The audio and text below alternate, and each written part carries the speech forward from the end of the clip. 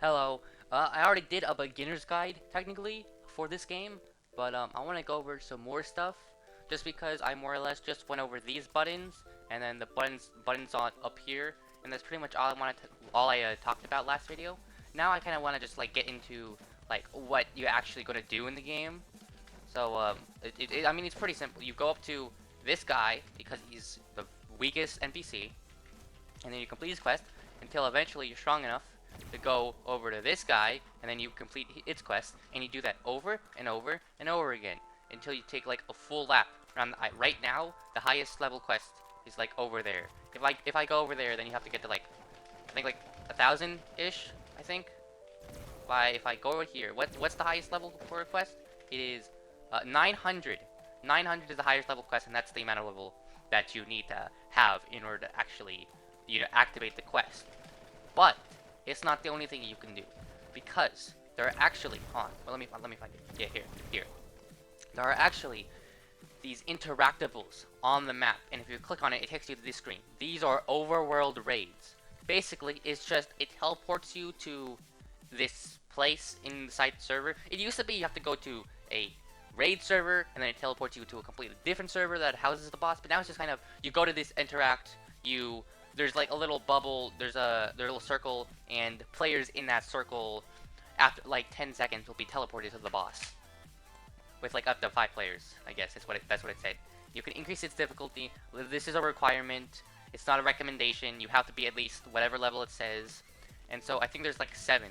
So we have the Disaster Flame Curse, Deadly Judge, Sorcerer Killer, God of Lightning, Awakened God of Lightning, Awakened Zenin, and the King of Curses. So I believe, in terms of like maximum level, it's Disaster Flame, Sorcerer Killer, God of Lightning, then King of Curses, Awakened Zenin, Awakened Lightning God, and Deadly Judge in terms of like max level. And it's pretty simple. It's just you choose difficulty, you can see the rewards. Most of them have their own traits, so in order to get the specific traits, you're gonna have to actually beat that specific boss over and over again. And there's also some crates with some raids with the Calamity difficulty that will drop Calamity crates. These crates are pretty good for early game. I don't like this is one of the gears you get.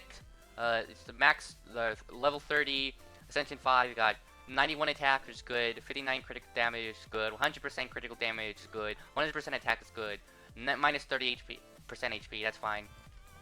And that's pretty much how the raids work. It just goes to different places, and then you activate it. Like over here, this is the Deadly Judge one. It's same level 500, level 2,500. They get to pretty high levels, and they get to like 16 million HP. So you have to get pretty strong to fight the. Like even now, I have like 5,000. If I were to like equip like my meta stuff, it'd still take me like a pretty long time to deal with this. With like just basic normal moves. But next, I want to talk about more than just the raids. I want to talk about all of the different like game modes, I guess. There's also this raid. This raid is different. These raids are different because you have your overworld raids and then you have your infinity raids. Basically, I'm gonna show it to you. Basically, you go to this raid server, and then let it load, and then at the first 20 minutes of every hour, these bosses or these raids will unlock. You can only do them once per cycle, and after the 20 minutes are up, they lock for 40 minutes until the next hour starts. And so you can only fight them once, like I said, and basically, they're exactly like the normal raids, except the goal is not to defeat the boss, it is simply to do as much damage as possible within a 5-minute timer.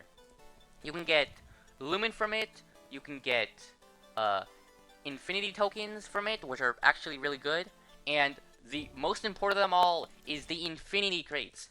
Like if you can, okay, start farming Infinity crates and Infinity raids as much as possible, because there's an item you get from Infinity raids that are really, really important for later game progression, and you only get, like, I'm pretty sure I only get, like, 5 Infinity crates for every time I beat the boss. And I have, like, my damage gives me, like, a 300% multiplier on all the rewards. So, only getting 5 crates and needing to wait, like, another hour to get another 5 crates it's pretty hard to get. Like they're not relatively rare, but like you're not. It's not this common appearance. It's like an enhanced scroll. You're gonna need to get a lot of enhanced scrolls. I think you need like, on. Let's see. This is how many. This is how many enhancement scrolls you should get. So there's enhanced scroll. You have 1. I don't think these take any. 1, 4, 7, 10, 15. You need 15 enhanced scrolls for to max out late game progression. So it's best to just get it done. Besides, you get tons of rewards. You get like gear enhancements, which lets you level gear up to like these high ranks, so that you can actually get good gear and get good stats, so that you can do a million damage. And yeah, it's pretty important. Next, there's also raids. There's also no, that's raid. Wait. There's also investigations, not raid. Sorry. There are also investigations. You have to go to the server again, but if you go to create, there's only one. There's only one raid. Or not raid, sorry. I keep saying raid. In type of investigation. Also ignore this. This is over. This is done for. This doesn't exist anymore. Ignore the last line. It's basically just you choose your difficulty like normal, and what happens is you'll be put in this little room, and the investigation will start when all the players hit ready. There's also a timer, and I don't know if it causes it to start, or if not all players, or if it's at 0 and not all players are ready, it kicks you out. I'm not sure, but there is a timer, so just press ready to begin the investigation early. And it's pretty much, you will get an objective in this area where it's like, collect this item, which is not hard, beat 15 of this enemy in this room, which is also not really hard, or it could be fight this one stronger enemy in this room, which is also not relatively hard. As long as you pick the difficulty where like you can overall fly through it with only needing to do like a few attacks, you should be able to grind this effectively. And the faster you can, and at the end of it, I am rushing this way too quickly. I'm sorry. Basically, and after you complete a certain amount of rooms, I'm pretty sure the amount of rooms increase with each difficulty. So let's say this is 5 rooms, this is 10, this is 15, that's 20. Okay, this is probably not actually correct, but let's just say it is. And after you complete all the rooms, you'll be brought into this another room with, you have to kill 15 enemies. It's always this 100% of the time. I think they're like a little stronger than all the enemies you fought beforehand. And then after you beat that, you will be told to there will be a timer for you to get ready again. And it should just be like a button on the top. If you press ready again, you'll like teleport to the specific zone, and there'll be an opening. You go in the opening, and this guy will spawn, and then that's the boss. You beat him, it's over. Now, there are some things that are important to know. First of all, score. I mean, I guess that's really the only thing that you actually need to know. So pretty much, the faster you complete the rooms, and the faster you beat the boss, you will gain score. The higher you score, the better the boss crate will be. After you beat the boss, you will be teleported back to the entrance of the boss fight, but the boss crate will spawn in the middle of the boss arena. So make sure you go back into the boss arena and collect it. I don't know why they teleport you back to the entrance, it's weird, but make sure you collect it, because that's where you get your rewards. But basically, like I said, the faster you complete the rooms and beat the boss, the more score you'll get. Also, there are also another way, secrets. There are also secret crates and secret enemies that are hidden within the rooms. I don't think there are hidden enemies in the boss room and the rooms where you have to fight like one slightly stronger enemy. It's not slightly stronger, it's like a lot stronger. It's like 3 times stronger or something. I don't know. Maybe 5 times. There's like, yeah, there's basic pleb tier, there's single room enemy tier, and then there's the boss tier in terms of like difficulty of like damage and health. And so there's secret crates and secret enemies. There are some sets, just to let you know, there are some gear sets like these Patrick stuff. This is a limited time event, so you can't get it anymore. But with having this gear will show the secret crates. The secret enemies will still not be shown. I'm not sure what other sets have. Oh, Ronin's Relic. I'm not sure where you got this. Also has a secret finder, but like I said, it's also only crates. You will not be able to see the enemies. You're still gonna have to find those enemies, but they're not they're like super hidden, unlike the crates. Some crates are hidden behind this grass wall, like this fake grass wall. But the enemies, there's always like a small opening in like the corner of the room, or just like off to the side of the room. And so like you can see the opening, but like it's still not obvious. It's a secret, obviously. It's hidden. And I'm pretty sure on Calamity difficulty, getting a tier of, because it's like a ranked, depending on your score, you get a ranking of like 1 to 4, and getting a 4 on Calamity gets you like 30 30 Edo chests, which are just really good. And also during investigations, you will get cursed crystals. Cursed crystals are important because if you go over to this guy, then you can see the shop. You can buy Edo crates. You don't have to, because you can just farm them normally just by like getting to a high enough level and then farming higher tiers and getting better grades or tiers in terms of score. Lucky dice. This is important for 2 reasons. This will allow you to unlock the domain for the love training technique, and it will also allow you to re-roll the stats on emblems.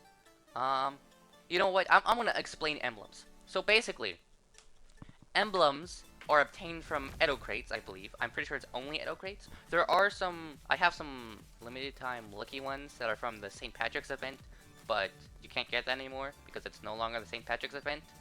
But anyways, it's pretty much just, they will have a random amount of stats. These stats are random, okay? You can see this on Edo. They have different stats. I don't believe ascending actually does anything, so don't ascend. Just keep them as singular. And you can use the lucky dice to reroll these stats. They will still keep this. They will still keep the stat that is increased, but the amount that is increased is different. It's not an increase. It's a random. It's a chance. This could go down to 900. This could go up to 150%. I don't know the max for the stats increases, but it's pretty high. You can also buy the Hikari clan and the Sukuna clan. They're both rarity clans, so they're probably good. I'm too broke to afford them. You can get Lumen, which if you watched my last guide, you would realize that it's really important for this. You know, getting your techniques and getting technique extras so you can upgrade them. Where was I? Oh yeah, here. And then these are features which are really good. Basically, 100 times crate open. The reason why this is important is because if you go to supplies and click on a crate, normally you can either only open 1 or open 10. But if like you grind a ton and you have like hundreds of these, you don't want to just spam 10. You want to get the 100 so that you can unbox 100 and you don't waste all of your time. So that's something good. You might want to get clan filter.